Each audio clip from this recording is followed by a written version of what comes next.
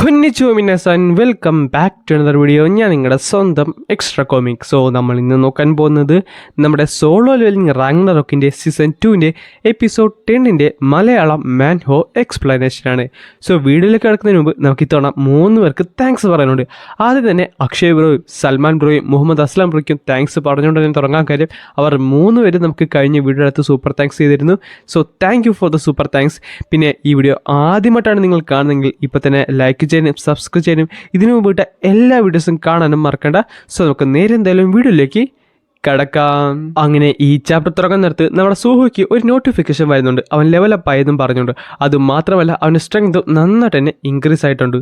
ഹണ്ടോങ് സു അവനായിട്ട് shadow key പോലും ഇല്ലാതെ അവൻ്റെ പാസ്റ്റ് മെമ്മറീസ് ഫുള്ള് റിക്കവർ ചെയ്യാൻ സാധിച്ചു. എന്തായാലും ഒരു കാര്യം ഉറപ്പാണ്, അവൻ എൻ്റെ അച്ഛനെ എന്തുമാത്രം വെറുക്കുന്നുണ്ടെന്ന് എനിക്ക് നന്നായിട്ട് മനസ്സിലാകുന്നുണ്ട്. അല്ല ബെറു, ഒരു ഷാഡോ സോൾജർ ആകുന്നതിനെ പറ്റി നിനക്കെന്താണ് തോന്നുന്നത്? യങ് മാർച്ച് എന്നെ സംബന്ധിച്ച് അത് ഏറ്റവും വലിയ ഹോണറാണ്. അതെനിക്ക് ഏറ്റവും വലിയ ഹോണറായിട്ടാണ് ഞാൻ കണക്കാക്കുന്നത്. ആ സമയത്ത് അവൻ പറയുന്നുണ്ട്, ശരിയാണ്, ഇവൻ ഹോണറായിട്ടായിരിക്കും, പക്ഷേ ബാക്കിയുള്ളവർ അതങ്ങനെയായിട്ട് തോന്നുന്നില്ല. കാര്യം ഇതൊരു പണിഷ്മെൻ്റ് ആയിട്ടല്ലേ എനിക്ക് തോന്നുന്നത്. ഒന്ന് ആലോചിച്ച് നോക്കിയേ, മരിച്ചു കഴിഞ്ഞു എറ്റേണലി ഒരു യുദ്ധം ചെയ്തുകൊണ്ടിരിക്കണം, അതും ഒരു ലോയൽ സോൾജറായിട്ട് പറയുന്നത് കേട്ടുകൊണ്ട്.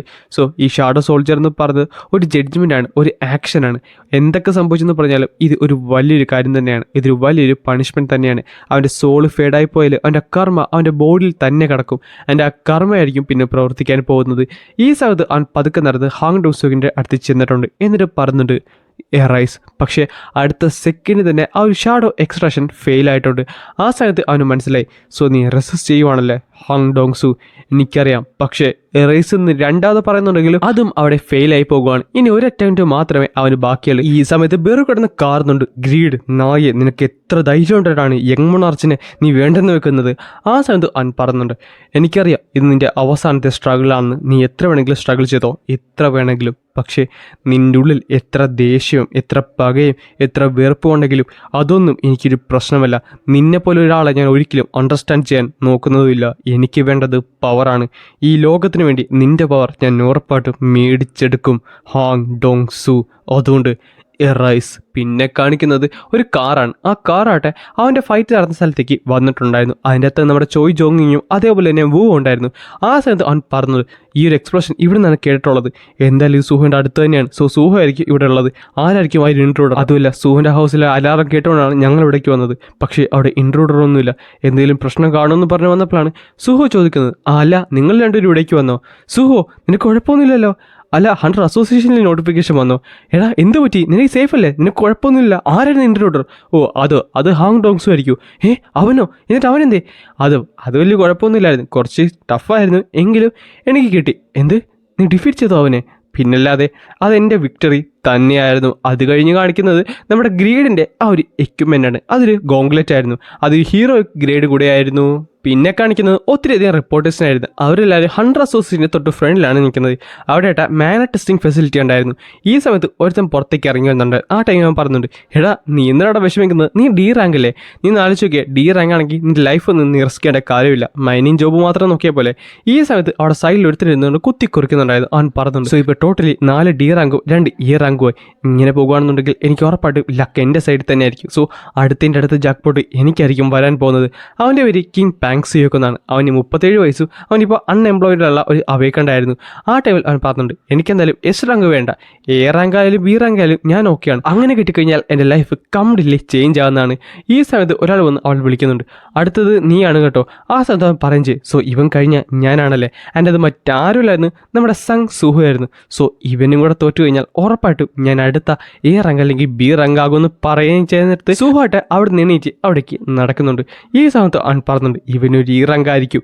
അങ്ങനെ പിന്നെ കാണിക്കുന്നത് അവൻ്റെ മെഷർമെൻ്റ് ആണ്. നമ്മുടെ കിം പാങ്സിയോക്ക് ഒരു ഇ റാങ്കായി. നമ്മുടെ സൂഹുവായിട്ട് കൊറിയയിലെ ഏറ്റവും പുതിയ എസ് റാങ്കുമായിട്ടുണ്ട്. അതുമാത്രമല്ല ഇത് വലിയൊരു ന്യൂസ് തന്നെയാണ്. കാര്യം സുഹോ ഒരു റീ അവേക്കൺ ഹണ്ടർ കൂടിയാണ്. ഇത് വളരെ വലിയ ന്യൂസായിട്ട് തന്നെ കത്തിക്കയറുന്നുണ്ടായിരുന്നു. ഈ സമയത്ത് തന്നെ സുഹോയ്ക്ക് എന്ത് പറയണമെന്ന് പറയാമല്ല. കാര്യം ബാക്കിയുള്ളവർ എല്ലാവരും റീ അവേക്കണ്ടായ റീസണും അതേപോലെ തന്നെ പുതിയ എസ് റാങ്ക് ആയതിൻ്റെ കാര്യങ്ങളൊക്കെ അവനോട് തിരക്കുന്നുണ്ടായിരുന്നു. ഇതെല്ലാം ദൂരത്തു നിന്നുകൊണ്ട് നമ്മുടെ ചെയർമാനും കാണുന്നുണ്ട്. അവൻ പറയുന്നുണ്ട്, സോ സുഹോ പ്രോമിസ് ചെയ്ത പോലെ അവൻ്റെ എസ് റാങ്കായി മാറി. എന്തായാലും നമ്മൾ കാലെടുത്ത് വെച്ച് കഴിഞ്ഞു, ഇനി നമുക്കൊരിക്കലും തിരിഞ്ഞു പോകാനും സാധിക്കത്തില്ല. സുഹോൻ്റെ ഗ്രോത്ത് അത് റിമാർക്കബിൾ ആണ്. അവൻ അധികം വൈകാതെ തന്നെ നാഷണൽ ലെവലിലേക്ക് എത്തിക്കോളും. പക്ഷേ ഫൗണ്ടേഷൻ ഇട്ട് കഴിഞ്ഞു. അടുത്ത സ്റ്റെപ്പ് അതെന്താണ്? അടുത്ത സ്റ്റെപ്പ് എന്ന് പറയുന്നത് കൊറിയയിലെ എല്ലാ ഫീൽഡ് ടൈപ്പ് ഡഞ്ചനും നമ്മൾ ക്ലിയർ ചെയ്തിരിക്കണം. അതിലുപരി ബാക്കിയുള്ള ഹണ്ടേഴ്സിൻ്റെ സ്ട്രെങ്ത് നമ്മൾ ഗ്യാദർ ചെയ്യണം. അത് സുഹോയ്ക്ക് വളരെ എളുപ്പമാണ്, പക്ഷേ നമുക്ക് അങ്ങനെയല്ല. നമുക്ക് എത്ര സമയമെടുക്കും? അതും ശരിയാണ്. ആ ടൈമിലാണ് ബേക്ക് പറയുന്നത് ഏറ്റവും വലിയ പ്രോബ്ലം എന്ന് പറയുന്നത് നമ്മൾ ഇതെല്ലാം ചെയ്യുന്ന ടൈമിൽ ഈ ഇറ്റാരത്തിൻ്റെ അപ്പോസിലും അവരും അനങ്ങാതിരിക്കത്തില്ലല്ലോ.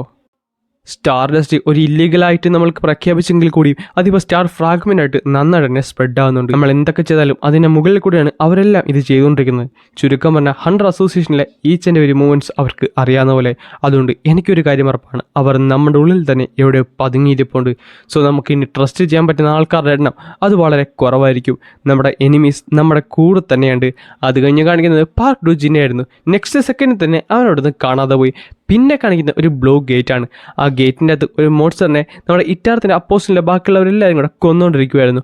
അവരായിട്ട് വളരെ ബ്രൂട്ടലായിട്ടാണ് അതിനെ കൊന്നുകൊണ്ടിരിക്കുന്നത്. അവൻ പറയുന്നുണ്ട്, മതി, എല്ലാവരും ഗ്യാദർ ചെയ്യാൻ നോക്ക്.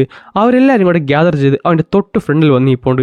ഈ സമയത്ത് അവൻ പറയുന്നുണ്ട്, ലീമെൻസ് ഇങ്ങനെ മാറ്റി വെച്ച് നോക്കിക്കഴിഞ്ഞാൽ ബാക്കിയുള്ള എയർ റാങ്ക്സ് ഒന്നും ഈ സ്റ്റാർ ഫ്രാഗ്മെൻറ്റ്സ് ഒന്നും റെസിസ്റ്റ് ചെയ്യാൻ പറ്റുന്നതല്ല. പക്ഷേ ഇഷ്യൂ എന്നാന്ന് വെച്ചാൽ അതിൻ്റെ മുകളിലേക്ക് ഇതിന് ഇവോൾവ് ചെയ്യാനും പറ്റിയിട്ടില്ല. സുഹോ ആയിട്ട് അവനവൻ്റെ പണി തുടങ്ങിയിട്ടുണ്ട്. അവൻ നന്നായിട്ട് തന്നെ അവൻ്റെ ടെറിട്ടറി എക്സ്പാൻഡ് ചെയ്യുന്നുണ്ട്. ആദ്യ ദിവസം തന്നെ അവൻ എന്തായാലും ഹണ്ടേഴ്സ് ഗിൽഡിനെ എല്ലാവരും അവൻ്റെ കയ്യിലാക്കിയിട്ടുണ്ട്. അവൻ ചുരുക്കം പറഞ്ഞാൽ ഒരു ടെറിട്ടറി ഗെയിമാണ് ഇപ്പം ഞാനുമായിട്ട് കളിച്ചുകൊണ്ടിരിക്കുന്നത്. ആരുടെ ഭാഗത്താണ് കൂടുതൽ അവേക്കൺ പീപ്പിൾസ് ഉള്ളത് അവർ ഉറപ്പായിട്ടും ജയിക്കുന്നതാണ്. ആൻഡ് ഇപ്പോൾ അവൻ്റെ കൂടെ തന്നെ കൊറിയയിലെ ഏറ്റവും സ്ട്രോങ്ങസ്റ്റ് ആയുള്ള കുറച്ച് എസ് റാങ്ക് ഹണ്ടേഴ്സും ഉണ്ട്. സോ ഇങ്ങനെ പോയി കഴിഞ്ഞാൽ അത് മീനിങ്ലെസ് ആയുള്ള ഒരു കാര്യമായിരിക്കും. ഞാൻ ഇങ്ങനെ ഹെഡ് ഓൺ അവനോട്ട് ഫേസ് ചെയ്ത് കഴിഞ്ഞാൽ എനിക്ക് ഈ ഗെയിമിൽ ജയിക്കാൻ സാധിക്കുമോ? എന്തെങ്കിലും പോയിന്റ് ഉണ്ടോ ഞാൻ ഇങ്ങനെ മുന്നോട്ട് പോയതിൽ? എല്ലാവരെയും എൻ്റെ കീഴിലാക്കിയാൽ മാത്രമല്ല, ആ നാലാമത്തെ ഫ്രാഗ്മെൻറ്റ് വരുമ്പോൾ നാലാമത്തെ ഫ്രാഗ്മെൻറ്റ് വരുമ്പോഴോ എൻ്റെ ഗോൾ എന്ന് പറയുന്നത് ഈ ഡാർക്ക്നെസ്സിൻ്റെ അതോറിറ്റിനെ കയ്യിലാക്കുന്നതല്ലേ. സോ ആദ്യം സുഹോനെ ഫോക്കസ് ചെയ്യാൻ നോക്കാം. എനിക്ക് എങ്ങനെ പോയാലും ഈ ഒരു ഗെയിമിൽ വിജയിച്ചിരിക്കണം. നാലാമത്തെ അല്ല, അഞ്ചാമത്തെ ഫ്രാഗ്മെൻറ്റ് വന്നാലും അതിൻ്റെ പവർ ഞാൻ ഉറപ്പായിട്ടും ക്ലെയിം ചെയ്യുന്നതായിരിക്കും. ആ ടൈമിലാണ് ഒരു സൗണ്ട് അവൻ കേൾക്കുന്നത്. അല്ല, ഇത് ഹണ്ടർ പാർക്ക് ഡൂജിനല്ലേ? അതൊരു പെങ്കുച്ചായിരുന്നു. അവൾ പറയുന്നുണ്ട്, അല്ല ഇത് പാർക്ക് ഡൂജി തന്നെയല്ലേ? എൻ്റെ പൊന്നോ, ഞാൻ രക്ഷപ്പെട്ട്. എനിക്ക് ഒരിക്കലും വിശ്വസിക്കാൻ സാധിച്ചില്ല ഞാൻ താങ്കളുമായിട്ട് കണ്ടുമുട്ടുമെന്ന്. എന്തായാലും ഞാൻ രക്ഷപ്പെട്ട് ഞാൻ എൻ്റെ പാർട്ടിയായിട്ട് സെപ്പറേറ്റഡ് ആയി പോയതാണ്. പക്ഷേ ഇനി എന്തായാലും കുഴപ്പമില്ലെന്ന് പറയാൻ നേരം തന്നെ അവൻ അവളെ അറ്റാക്ക് ചെയ്തിരുന്നു. എന്നിട്ട് പറയുകയും ചെയ്യും, ആരാടി നീ? ആ സമയത്ത് അവളെ കണ്ണിലേക്ക് ആ ഒരു അറ്റാക്ക് കുത്തി കയറി നേരെ താഴത്തേക്ക് വീണിട്ടുണ്ട്. എന്നിട്ട് പറയും ചെയ്യും, ഈ ഒരു ടെൻഷൻ ഗ്രിം റീപ്പർ ഗിൽഡിൻ്റെ ആണെന്ന് എനിക്കറിയാം, പക്ഷേ അൺഓതറൈസ്ഡ് ആയിട്ടുള്ള ഹണ്ടേഴ്സൊന്നും ഇവിടേക്ക് വരാൻ പാടില്ല. അതുമല്ല ഇവിടേക്ക് വരത്തുമില്ല. സോ പറ, ആരാണ് നീ? നിൻ്റെ ഇൻസ്റ്റിങ്സ് എന്തായാലും കൊള്ളാം. ആ സമയത്ത് തന്നെ അവളുടെ മുഖത്തുള്ള അതൊക്കെ മാഞ്ഞു പോകുന്നുണ്ടായിരുന്നു.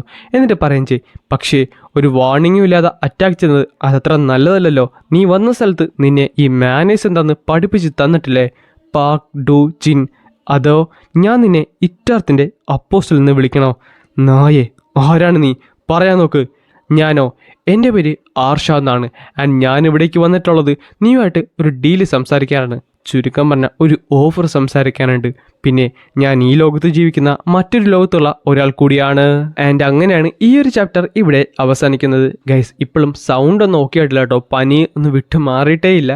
സോ അതിലെല്ലാം നിങ്ങളൊന്ന് ക്ഷമിച്ച് വെക്കുക. പിന്നെ നാളെ തന്നെ നമ്മൾ അടുത്ത വീഡിയോ കൊണ്ടുവരുന്നതായിരിക്കും, ദി ബിഗിനിങ് ഓഫ് ദി എൻഡിൻ്റെ. സോ നിങ്ങൾ വെയിറ്റ് ചെയ്യേണ്ട കാര്യമില്ല. നാളെ നമ്മൾ എന്തായാലും അടുത്തൊരു വീഡിയോയിൽ കാണാം.